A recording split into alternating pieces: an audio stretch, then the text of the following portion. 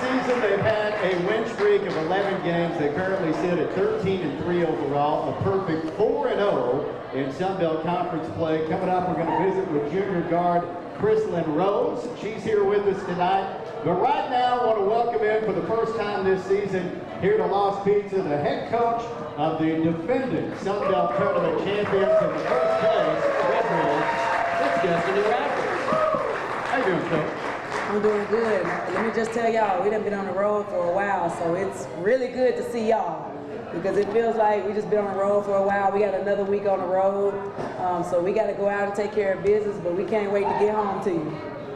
Well, it's great to be here tonight. We got a lot of good stuff to talk about, and since this is the first episode of the year, I do kind of want to recap the first half of the season. You're off to a 13-3 start, and Coach, you really raised the bar after going to the NCAA tournament last year. I know there were high expectations just internally coming into the season, but to win 11 in a row, to be sitting here at 13-3, is this where you expected to be, or have you maybe exceeded expectations a little bit? Well, I think after going back and evaluating some things that we could have been better at last year, we understood that we had to go get more players to try to make our system even better, which obviously last year was a team of first. So we knew if we wanted to kind of ride that train and make it even better, there were some things that we could adjust and fix, and I think we absolutely did it. We knew coming into this, so we talked about last year being our first year implementing the system that we have. Well, this time around, we know what we're doing. We know how to implement it. So we were actually ahead of the game implementing everything. So I would say win-wise, you know, it's great, but I do think system-wise, we are exactly where we wanted to be. Winning like this is, I'm not going to say a surprise, but it's a big bonus because we knew that we could be ahead of the game with what we wanted to be in our system, but it proves how talented and how good our team is to be able to have an 11-game win streak this early in the season. Yeah, huge accomplishment already, but that was after a 2-3 start. You played some good teams in Ball State and Missouri, and then you had the loss at UCA before going on this 11-game win streak. Winter was on our Second to None podcast last week, and she kind of compared that loss to Appalachian State last year, and that was kind of the turning point that you went back to time and again last year. You had a long meeting after the game, and it seemed to turn back in the right direction after that. Was that the turning point? What changed after the UCA? I think the biggest thing is with this system, we're usually going to have a game like that where it's like, okay, you're either going to buy into this or the games are going to look like this. So I thought we had some really good conversations. We let them speak, we spoke, and we all came to an agreement of what we needed to do to be better. But do y'all really want to know what happened for real? Absolutely. I threatened to not pay them another dime, and they ain't lost since. So there you go. So if you got any kids out there and they get an allowance or something like that, maybe if you threaten those pockets a little bit, they might show up and do what they're supposed to do. So it's amazing how effective that is. But it ain't just about us threatening that. I think that it was okay, we know what we came here to do. We want to win. So it was them saying, Coach, we're bought in, we believe in the system, and we're going to go back to practice and we're going to fix it. All right, so then you started to turn things around. You really started to pick up some steam in the Bahamas. You go there, and in the first game, you knock off Houston 83-66. It was the first of 2 victories over Power 4 opponents this year, and in that game you forced 38 turnovers, and then 2 days later you win the championship. You beat Kent State by 20 points. Yeah, I think that we understood going to the Bahamas. We felt like that trip could kind of be the turning point for this season. So we stressed a lot about, you know, obviously we wanted to get that Houston game. We felt like it was a great matchup for us, the way that they play, and we really feel like we could turn them over. Another thing, you know, that people probably don't realize is we forced them to the most turnovers they've ever had in program history. So I thought that was big for a mid-major program to be able to turn over a P14, the most they've ever had in their program.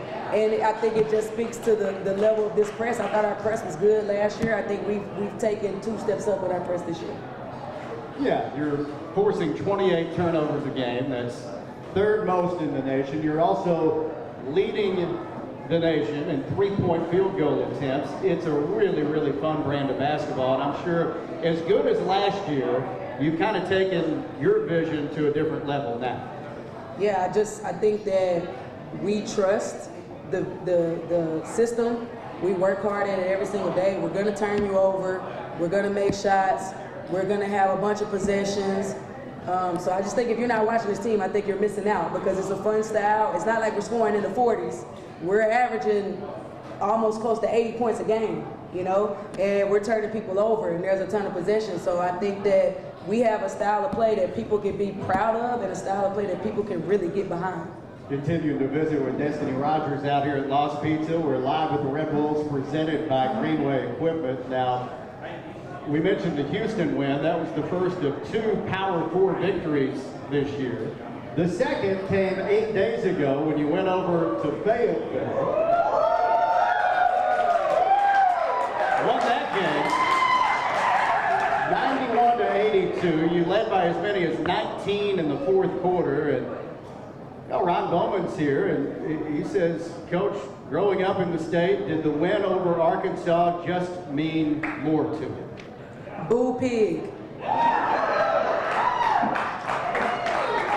So for me, you know, obviously being an Arkansas kid, obviously you want that one, but it really wasn't personal for me. It was about getting our resume to a point where we get 2 P4 wins. I think we've really set ourselves up in the non-con. If you heard my media talk after the UConn game, it was about what can we do moving forward to get a better seed, right? We weren't satisfied with getting the first one. We want more, we want more.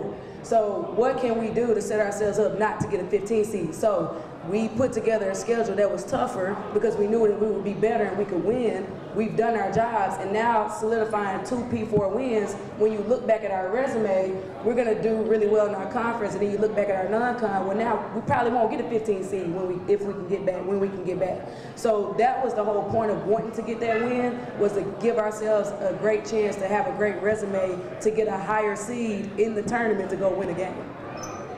All right, you've also been able to win on the road with consistency. Kate Carlton pointed out earlier that 4 consecutive road wins, longest streak in the Sun Belt, 5 road wins, most in the Sun Belt this year. And look, 3 of those road wins came last week. You were able to follow up the Arkansas win by going to Southern Miss.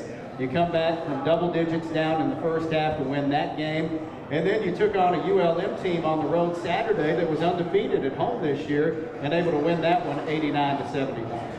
The road it doesn't get any easier. It doesn't get easier this week either. Obviously we got South Al, who we've already beaten once, but everyone's better at home.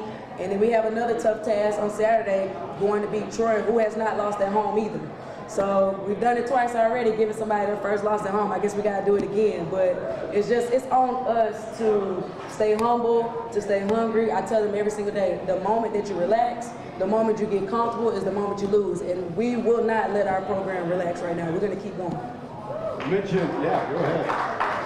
You mentioned the ULM win on Saturday. I do want to point out Zion Shannon reached 1,000 career points in that game, with 29 players in program history to accomplish that feat.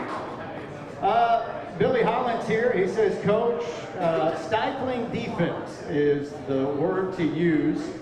Seeing the girls beat Little Rock and Arkansas the way they did. He says, way to go. Also, Van Wilhoit is here, and he always has great questions. He says, besides what is seen on the court with forcing turnovers and creating extra possessions, what are the advantages to 40 minutes of full court pressure and mass substitutions? So the biggest advantage, you look at, we're going to get the 3 ball up, we're going to turn people over. The biggest advantage that people don't understand is we are going to wear you out. So you might hit some shots in the first half. The answer is, can you last with us? And the answer is typically no. You have to be able to last for 4 quarters with us because we're built different. We work hard every day, and I put my team up against anybody. Benjamin James is here. He wants to know, Coach, what's the biggest difference you've seen in your coaching journey from your time as a player to now leading this program to new heights?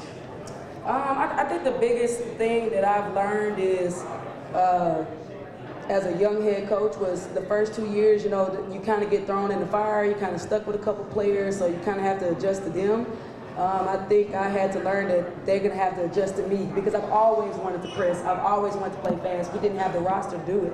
So when we lost all of our players to the portal, it gave us an opportunity to go get the kids that fit the way we wanted to play.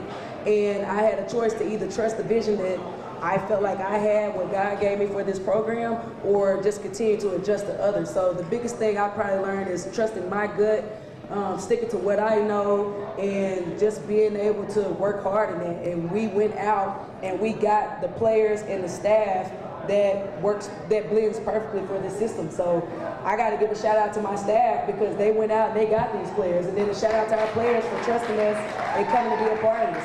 And I should have said this in the beginning, but obviously, you know, we win these big games and you see my face all over the place, and I don't like taking the credit at all. The credit goes 100% to our players first, and then next in line is our staff. Our staff works tirelessly every night, breaking down film, bringing me stats. They do the bulk of the work behind the scenes to prepare us for every game. So I got the best staff in the world, and I got the best team in the world, and I appreciate it. And then also, I got to say this to them, embarrass them a little bit. We got 2 players in town that were a part of our championship last year, Anna Griffin and Kennedy Muntu. I think that says a lot about the program that we built, that we have players that want to come back and visit. All right, a couple more minutes real quick with head coach Destinee Rogers as we continue along here on Live with the Red Wolves presented by Greenway Equipment. Alan Young is here. Alan wants to know, how do you go about finding the holiday tournaments around Thanksgiving to play in? Do you contact them or do they contact you? Ask Rudy Evans. That's our guy that does our schedule. He does a great job of doing that. But I will say that we used to not get invited to tournaments. We got inbox full of invites now. So it speaks to where we are as a program, and we're proud of that, right? Because you get invited to these tournaments and you want to go win those tournaments. So what we do is we look at all of the invites and then we select the one that we feel like we can go in and win. Because we're not just going to a tournament just to go. We want to go win championships in any tournament that we go into. All right, real quick, this week's opponent preview sponsored by Arkansas Blue Cross and Blue Shield, official health insurer for E-State Athletics. Take good care of Arkansas. A couple of games this week, a couple of more road games for your team. You mentioned South Alabama Thursday at 7. You're looking for a season sweep against the Jaguars. That's a much improved team from a year ago. And then Saturday at 3:30, you take on Troy for the first time this year. Always a big deal when you take on the Trojans. Yeah, obviously today is Monday, so Mondays will always be the day where we get an opportunity to work on us. So we talked a lot about South Al, and we talked about Troy today as well. Tomorrow will be all about South Al. But if we want to go 2-0 this week, it's going to come down to rebounding, period. Both teams kind of have the height advantage over us. Both teams are really good at rebounding. So we just got to be elite rebounding. We know it's going to be tough. South Al is going to be way better at home. Every team is. So we can't be satisfied. We got to stay hungry, and we got to keep doing what we do. We can't expect to walk into places and for it to be easy for us. We got to know that if we want it, we got to go take it. And so that starts with our preparation. And I thought we had a really good practice today. We got to have a couple more good practices leading up to that. And then there's no doubt about it, Saturday's game is probably going to be the game of the week between us and Troy. So we got a huge week ahead of us, but we just got to stay locked in. Tell us something about Chrislyn Rose when you If you haven't ever heard me talk about Chrislyn Rose, she was a very quiet freshman who we could not get the kid to speak. She didn't talk. Obviously, she didn't play a lot as her freshman year.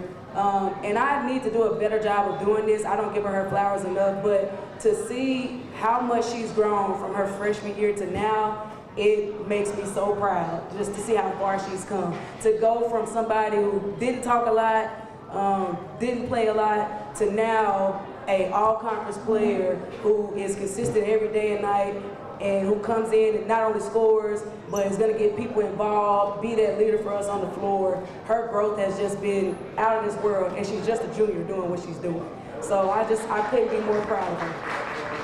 All right, Coach, great to see you. Good luck this week. We'll visit with Chrislyn Rose when we come back. Stay tuned. This is Arkansas State basketball on the EAB.